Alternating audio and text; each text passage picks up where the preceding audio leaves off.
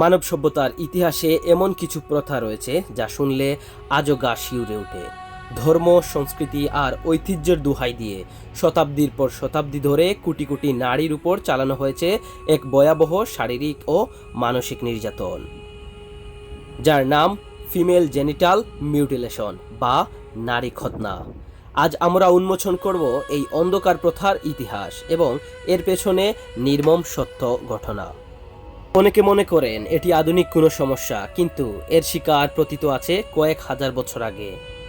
প্রত্নতাত্ত্বিক গবেষণায় দেখা গেছে প্রাচীনের মিশরের মমিতে এই বিকৃতির চিহ্ন বিদ্যমান। একে বলা হতো ফারাউনিক খৎনা।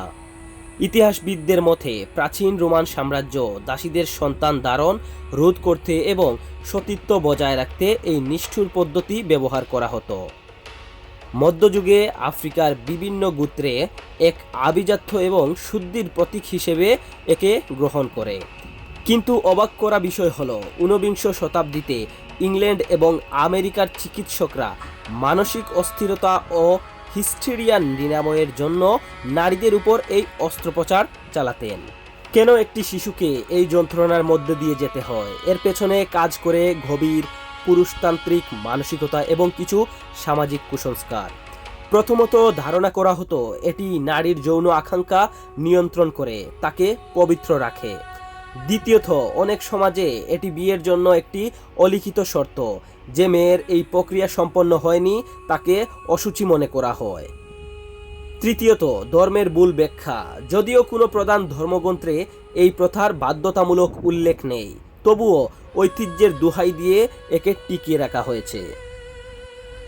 বিশ্ব স্বাস্থ্য সংস্থার মতে এই প্রথার কোনো স্বাস্থ্যগত উপকারিতা নেই, বরং এর ফলাফল ভয়াবহ। অপরিচ্ছন্ন পরিবেশে কোনো অ্যানেস্থেসিয়া ছাড়াই সাধারণ ব্লেড এবং কাঁচি দিয়ে এই কাজ করা হয়। ফলে তৎক্ষণাৎ রক্তক্ষরণ এবং ইনফেকশনে অনেকের মৃত্যু ঘটে। দীর্ঘমেয়াদী প্রভাবে দেখা দেয় প্রস্রাবের সমস্যা, বন্ধ্যাত্বা এবং সন্তান প্রসবের সময় মা ও শিশুর মৃত্যু ঝুঁকি। কিন্তু শরীরের ক্ষতের চেয়েও গভীর হয় মনের ক্ষত, যা একজন নারীকে সারা জীবন তাড়া করে বেড়ায়।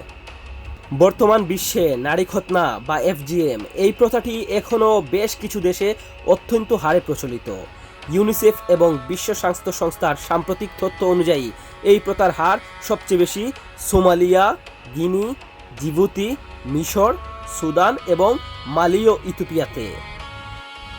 আপনি যদি লক্ষ্য করেন তাহলে এখনও দেখতে পাবেন সোমালিয়াতে এখনও 98% মানুষ, গিনিতে 95%, জিবুতিতে 93%, মিশর 90% এবং মালি ও সিয়েরা লিওনে 89 থেকে 93% মানুষ এখনও এই প্রথার সাথে যুক্ত রয়েছে।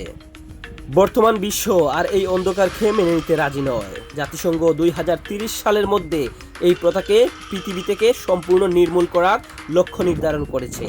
মিশর, ইথিওপিয়া, নাইজেরিয়ার মতো দেশে এখনও এটি কঠোরভাবে নিষিদ্ধ এবং দণ্ডনীয় অপরাধ।